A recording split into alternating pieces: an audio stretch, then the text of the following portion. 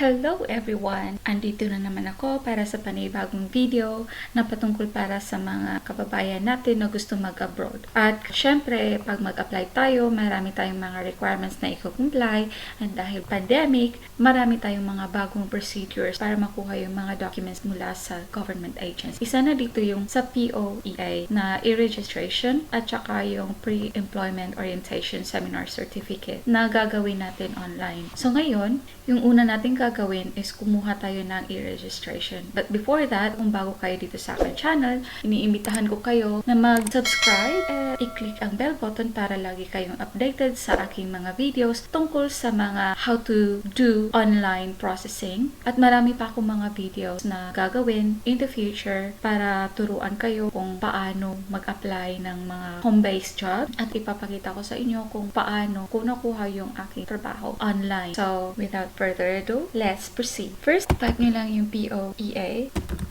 para makuha natin yung website. Makita natin yung website. Ito yung website, poea.gov.ph. So, click lang natin yung online services. Then, scroll down lang natin. So, makikita nyo dito sa POEA na website, sila may mga list of online services sila na ino-offer. Because kailangan lang natin ng e-registration at saka yung Pre-Employment Orientation Seminar Certificate online. So, dito muna tayo sa Manpower Registration. Dahil kung wala ito, hindi tayo makaka-proceed dito sa POES. POES, Pre-Employment Orientation Seminar. Click natin yan. And paalala lang guys, kailangan natin ng email address. Don't worry kung wala pa naman kayong email address. Gagawa din ako ng panibagong video for that. Para naman sa mga kababayan natin na hindi pa marunong gumawa ng email address. So, dito na tayo sa e-registration page. Click lang natin ang let's go. Tapos, scroll down lang natin. Pag cellphone yung gagamitin nyo, pag click nyo ng let's go, magpa-pop up itong page na to. Pero, dahil nasa desktop tayo, hindi siya magpa-pop up. Nasa baba siya. Dahil wala pa naman tayong e-registration number, so hindi tayo makakapag-log in. Kailangan natin i-click ang register. Then, basahin lang natin ang terms of use and privacy statement hanggang sa baba.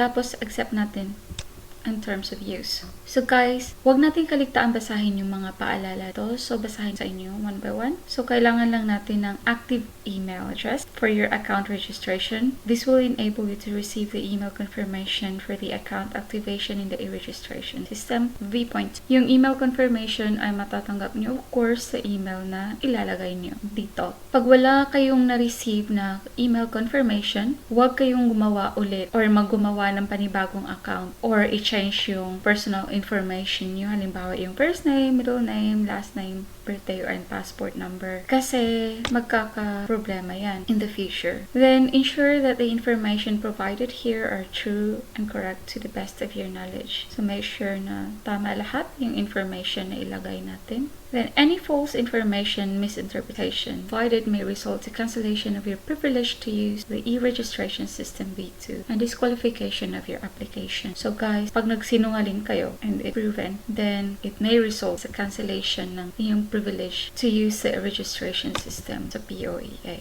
And the last one, pag may na-encounter tayo na problem, pwede naman tayong tumawag sa numbers na to, sa Manpower Registration Division or sa hotline. Pwede rin tayong mag-email sa email address na to. So, let's proceed. Kunwari, ako yung mag-a-apply, no? So, ilalagay ko lang dito. Middle name. So, sa middle name, kailangan middle name talaga ilagay ha. Hindi middle initial sa last name. Pag halimbawa may suffix name kayo, halimbawa junior, senior, the third, the fourth, then kailangan nyo rin i-add. Kung ano yung nakasulat dun sa passport. Gender, sa email address, saka sa birth date. So, click nyo lang yan. Halimbawa, kasi sa birth date, ito yung makikita natin. No, 'di ba? So, para mas mabilis, click natin itong dito sa taas. Kasi halimbawa ako 1987, 2021 na tayo ngayon. Sobrang malayo. So, click na lang yung month kasi August 1 ako. Click ko rin ito ulit para ma-click ko yung year. Hanapin natin yung year. Oh, sorry. Lumihis ako. Ito. 1987, August. Okay. Then, valid passport. Expiration date. click register. Successful. Account is successfully created. Please check your email to activate your account. So, punta na naman tayo sa email natin, sa aking email, para maka ko yung kailangan ko lang. So, click ko yung Gmail para maka ko yung email na sinend sa akin. Ayan. So, dito, ayan guys, kita nyo, my email confirmation ako na-receive galing sa e-registration. And it's called e-registration account activation. Let's open that. Okay, so ganito siya guys. Pag ganito hisura ng confirmation email na matatanggap natin. So, halimbawa sa akin, may temporary password na ako. So, ganito siya, makakatanggap ka ng temporary password. Tapos, click mo to para ma-login mo yung account mo gamit yung temporary password. Tapos, balik ka sa page na to, click let's go, scroll down, then login. Login mo yung email address mo kanina. Email address ko na ginagamit kanina. Next. So, yung password, yung gagawin mo is best thing to do para hindi ka magkamali is click mo lang yan, i-copy-paste mo para mas madali yan. Paste yan. Login.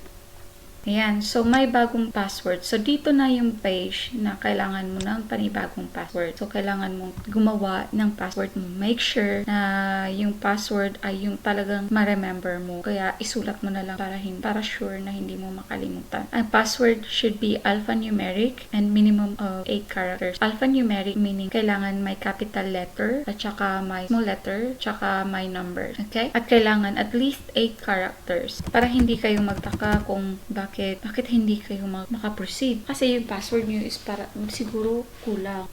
Okay, so dito sa dialog box na to is asking to put in your pag-ibig ID. Since wala pa naman akong pag-ibig ID, I will just click close. And here, dito natin makita, ayan na yung information ko. Ayan na yung e-registration number ko. Tapos, dito pwede nyo i-attach yung passport. Pag naka-login na kayo, dito maraming information na makikita nyo. Important reminders, make sure that all informations are correct and true because all your data here will be saved in your contract and processing. Lahat ng information na ipapasok nyo dito sa online service ng POEA ay mag-attach dun sa kontrata ng inyong trabaho sa abroad. So, never ever talaga na gagawa kayo ng alias o mag-a-alias kayo para maitago nyo yung personal information nyo.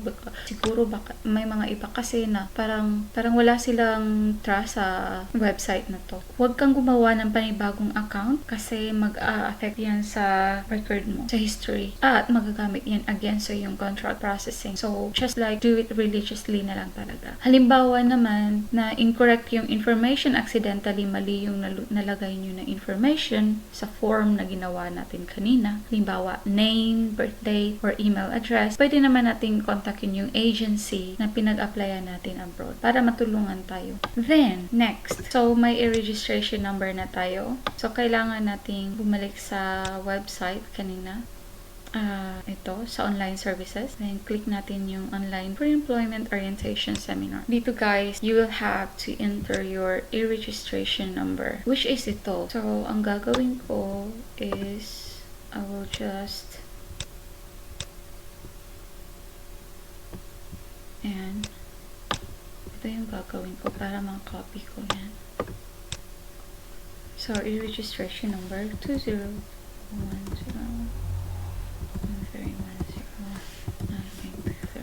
Okay na. Last name. First name. Tapos, so, halimbawa, yung a-applyan mong trabaho is domestic helper. So, yung i-click mo, of course, is household worker. Pero pag halimbawa, yung trabaho is nasa factory, halimbawa, or sa construction, or sa farm, or sa butchery, then click natin yung professional or skill. Tapos, proceed lang tayo. Kasi, pagdating sa orientation, sa seminar, magkaiba yung discussion nila, magkaiba yung topic. So, kailangan pumili. Dito naman, so, i-welcome tayo after nating mag-login, magputi ng information. So, in this seminar, you will have 8 learning modules for professional or skilled and 7 learning modules for household worker. At the end of each module, you will take a review based on the video and slide contents. After finishing the modules, you can now print your certificate. Take note of your certificate number. So, yung mga naghahanap ng mga QR code sa pre-employment orientation seminar, ito na yun. Kailangan muna natin gawin to. kailangan mo natin gawin yung module, which is dito. So, kailangan isa-isahin, i-click natin yan, tapos gawin natin yung mga module, then may mga reviews, gawin din natin pag natapos na natin lahat. So, kung napapansin nyo guys, dito, first pa lang yung pwede natin ma-press, mag-click. And the rest is naka-grade out siya. Naka-grade out dahil hindi pa tapos yung first. Once natapos natin yung first, ito, halimbawa, try natin. Halimbawa, nabasa ko na lahat yan, nabasa ko na. Then, proceed lang ako. Halimbawa, tapos ko na. So, let's review. Click lang natin yung review. Then, ito yung lalabas. So, may mga exam. So, kailangan nating sagutan yan based doon sa ginawa natin kanina, sa module natin kanina. So, guys, always be careful na tapusin mo na ang module para may maisagot tayo dito. Okay? And once matapos natin all the way to module 8, tapos nasagutan na natin lahat yung review, then dito na, makikita niyo. Hindi na maka-grade out yan. Pwede na tayo mag-print ng certificate na may QR code. So, ayan. I hope it helped. Abangan nyo na lang po ang susunod nating mga video. If may mga katanungan kayo or may mga gusto kayong malaman na mga processes online, please don't hesitate to comment down below para masagot ko, at kailangan ko rin yung support nyo para ganahan naman ako magpatuloy na gumawa ng mga video para sa inyo. Thank you!